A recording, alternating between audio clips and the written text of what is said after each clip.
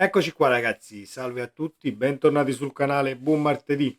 Prima di cominciare ovviamente questo contenuto, 26esima giornata di Serie A terminata, classifica che si è accorciata e non poco. Nelle zone alte uno sguardo ovviamente a ciò che è successo, ma torniamo un attimo su Como Napoli perché il problema non è il 3-5-2, il 4-3-3 o il 4-3-2-1 o il 4-2-3-1, è l'interpretazione del modulo stesso, la copertura degli spazi e diciamo la fase offensiva e la fase difensiva. È un Napoli che diciamo va in sbattimento nella propria metà campo, quando invece si riversa nella metà campo avversaria sembra saper molto meglio cosa e come fare.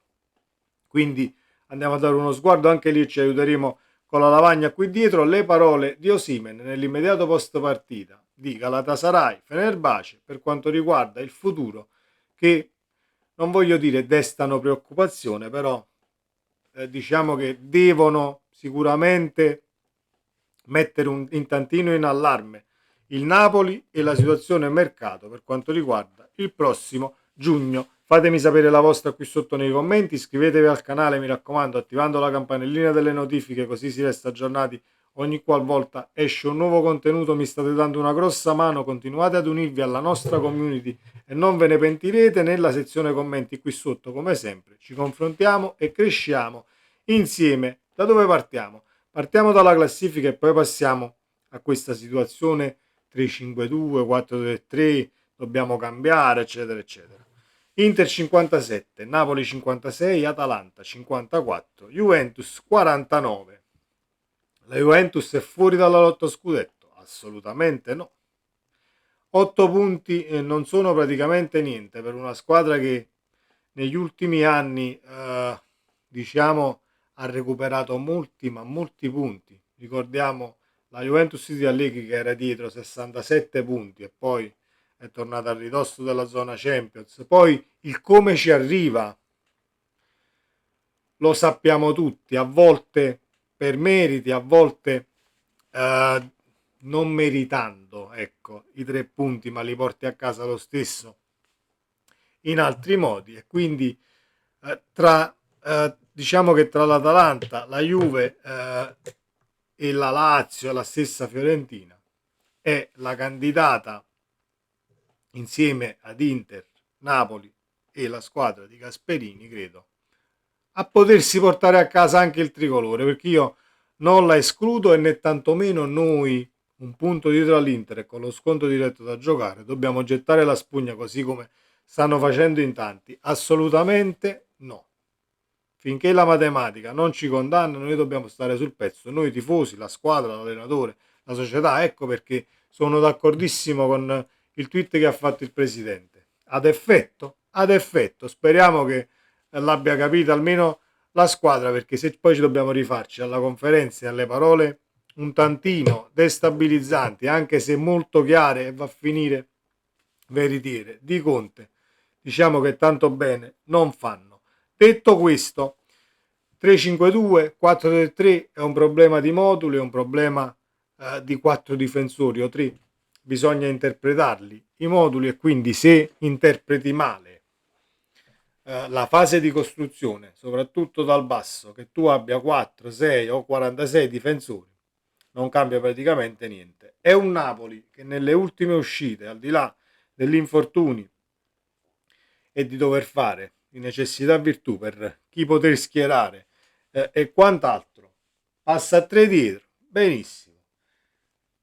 Nella metà campo avversaria, al di là di come ti disponi in campo, il Napoli sa molto meglio cosa fare e come andare a pizzicare. Il problema sorge quando la squadra avversaria, sotto di uno, in situazione di pareggio, comunque vorrebbe mettersi sopra o al limite per pareggiare i conti e quindi si riversa nella tua metà campo e fai fatica a costruire dal basso. Nella costruzione dal basso Lobotka scende sulla linea dei centrali, sale buongiorno, l'abbiamo già esaminata questa situazione, io non mi do pace, non mi do pace perché poi sale buongiorno, dovrebbe scendere qui un calciatore per dare la doppia opzione di passaggio al play che sta impostando.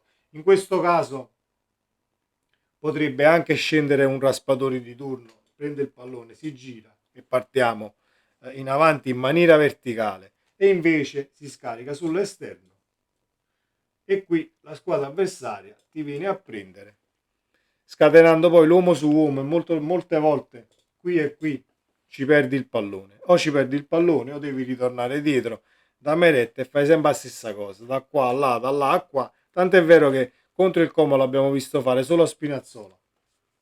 La situazione scarico sull'esterno può anche funzionare se tu porti, un attimo che vogliamo, se tu porti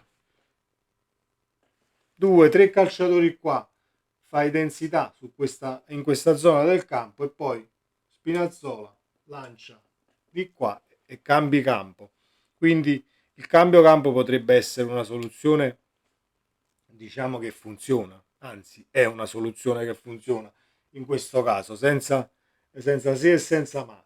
Però devi avere il calciatore che ti cambia campo con un lancio molto teso e preciso dall'altra parte, e poi evitare la pressione così, altrimenti devi andare in verticale. Ma se il raspadori qua, un raspadore di turno o chi che sia, non scende a dare la doppia opzione all'Obottica per salire, avendo comunque un playmaker che allarga quasi sempre piuttosto che verticalizzare, per caratteristiche siamo tutti d'accordo, l'unica soluzione che ti resta è la pallata su Lukaku, e quindi palla alla punta, piede sotto il pallone e via, lancio lungo, e cerchi di diciamo portare a casa una sponda, che poi non succede perché il rendimento di Lukaku è calato, perché la situazione attaccante è palese e sappiamo benissimo quel che stiamo vivendo, lo sa anche Conte, tant'è vero che se ne è reso conto, Conte se ne è reso conto di aver steccato l'attaccante, perché è una situazione che poi non dobbiamo mai dimenticare. Conte voleva Lukaku, la società non ha assolutamente battuto ciglio e ha preso l'attaccante investendo soldi in un calciatore un tantino avanti con l'età, e lo storico del Napoli per quanto riguarda gli attaccanti parla sempre di acquisti, a parte Osimhen che forse l'hai pagato anche troppo, però poi si è rivelato quello che si è rivelato, ha sempre preso grandi attaccanti e fatto plusvalenza. In questo caso va a finire che ci rimetti, anche se è una situazione che credo sbroglierà Conte nel caso poi deve andare via, se ne va a giugno, non se ne va a giugno, non è questo il problema e non è nemmeno questo il punto del video, però dobbiamo assolutamente vedere di migliorare per quanto riguarda la punta centrale. Simeone, Okafor, Raspadore al centro, fate quello che volete, però non possiamo non avere o perdere il punto di riferimento lì davanti in qualsiasi partita, che sia il Como l'avversario, che sia l'Inter o che sia il Verona, il Lecce, la Juve, eccetera, eccetera, eccetera. Dobbiamo giocare in 11 contro 11 e molte volte diciamo che non succede, sia perché ti viene a mancare l'attaccante, a volte ti manca un mediano nelle partite o nei mezzi tempi dove al limite anch'issa sparisce, e l'abbiamo visto, e quindi dobbiamo ritrovare compattezza tutti insieme e cercare di rialzare la testa, perché il Napoli, come è uscito dal campo nella partita contro il Como, non mi è piaciuto dal punto di vista diciamo dell'atteggiamento, della situazione mentale. L'ha detto anche Conte in conferenza, siamo tutti d'accordo, secondo me andare a marcare del tutto i problemi che possono esserci in squadra va bene fino a un certo punto.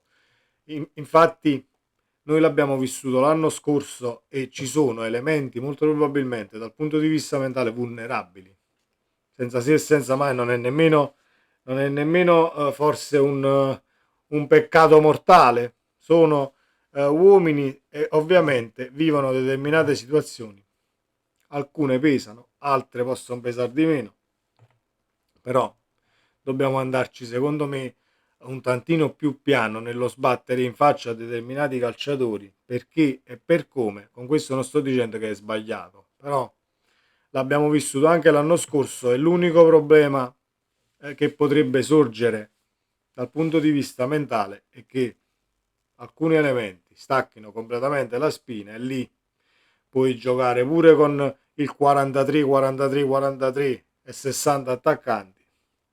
Non fai comunque niente perché il Napoli poi comincerà a non azzeccare più un passaggio e per piacere facciamo, facciamo che non avvenga una situazione del genere perché l'abbiamo già vissuta l'anno scorso ed era dal punto di vista mentale una situazione andata proprio a male. Conte ci ha riportati mentalmente sul pezzo e questa è una situazione che è successa pure sotto la sua gestione ad oggi, quindi credo che non ci siano problemi anche perché non ho alcun dubbio assolutamente per quanto riguarda la competenza del mister nel riportare dal punto di vista dell'applicazione tutti sul pezzo e quindi credo che con l'Inter, ma poi ci arriviamo, diciamo giorno dopo giorno arriveremo al ridosso del match, credo che con l'Inter a livello di applicazione si stecchi ben poco. Detto questo,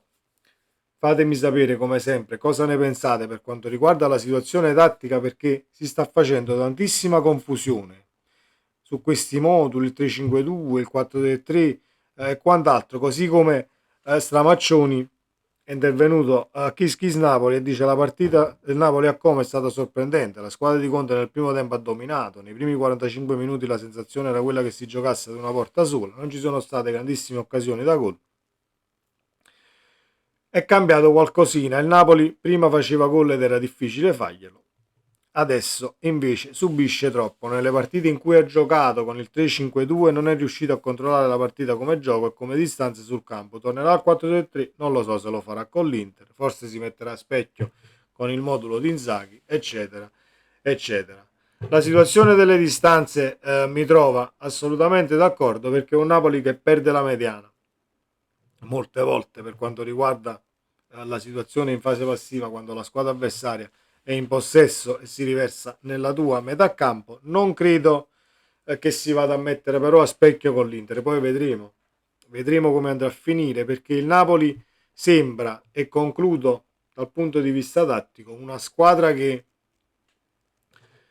diciamo passa a 3 dietro e quindi si difende con 3 difensori, ma nella fase offensiva comunque la copertura degli spazi diciamo che è molto simile a ciò che facevi prima con 4 difensori e quindi ecco che si vengono a creare quei vuoti in mediana, si vengono a creare quelle situazioni dove l'attaccante avversario prende palla ai 30 metri, si fa 10 metri in avanti, nessuno lo contrasta, tira, mette la palla all'angolino, all'incrocio, prendi il gol e te ne vai a casa con tanto di naso. Bisogna ritornare all'equilibrio che avevamo prima, alla compattezza che c'era prima e io resto assolutamente fiducioso, dovete farlo anche voi e tutti quanti perché siamo un punto dietro e c'è uno scontro diretto da giocare sabato. Detto questo, ultima ma non ultima per importanza perché la situazione Osimhen avrà ulteriori risvolti secondo me che ci faranno intossicare, ma vediamo cosa ha detto nel post partita Galatasaray Fenerbahce di ieri. Futuro al momento non lo so, fino a pochi mesi fa, scusate, nessuno avrebbe mai pensato, neppure al Galatasaray, e molti pensavano che sarei andato via a gennaio. Io personalmente vivo al momento, carissimo Victor, non ci siamo. Vivere al momento non esiste. Non esiste, tu devi sapere per filo e per segno adesso dove te ne andrai a quel paese in quel di giugno-luglio, perché noi non faremo un'altra sessione di mercato aspettando che Sua Eccellenza si decida nel dove andare. Non so cosa accadrà in estate, ha aggiunto, ma posso dire che sono innamorato di questi tifosi, amo questo club, come ho detto pure a Napoli, cari ragazzi del Galatasaray. Non, diciamo, non gli state appresso. Il presidente, lo staff, adoro chiunque, eccetera, eccetera. Per me è davvero un privilegio essere qui e mi sto godendo questa esperienza. le sue parole riportate dalla Turchia. Ricordiamo che ha una clausola di 75 milioni, eccetera, eccetera, eccetera. Io vivo al momento, non va bene, caro Osi. Cerca di capire cosa vuoi fare da grande e dove te ne vuoi andare a fare i prossimi anni di carriera, perché non possiamo star qui. Che possa essere Conte, che se ne vada Conte, che viene calcrunato e cambiamo allenatore. Tutto ciò che può succedere in casa Napoli, comunque devi sapere cosa fare già da adesso. E caro Napoli, in allerta per queste dichiarazioni di Osimhen, e facciamoci trovare pronti, diciamo, ai blocchi di partenza per quanto riguarda la situazione prossima. Ci pensiamo relativamente perché abbiamo un campionato da giocare, però diciamo che in quel di febbraio, ancora oggi, perché deve ancora finire il mese, qualche campanello d'allarme è arrivato già, perché per me il vivere al momento non esiste per quanto riguarda un calciatore che è in prestito, ha una clausola di 75 milioni, lo vogliono in tanti perché continua a segnare e noi gli auguriamo di continuare a segnare senza se e senza ma, restando integro, perché poi è pure un calciatore che ogni tanto qualche muscolo salta, eccetera, eccetera. E speriamo di non incartarci, ecco, di nuovo, per quanto riguarda il mercato prossimo. Detto questo, mi sono dilungato troppo, come sempre. Forza Napoli, ragazzi, ci vediamo nel prossimo video. Ciao.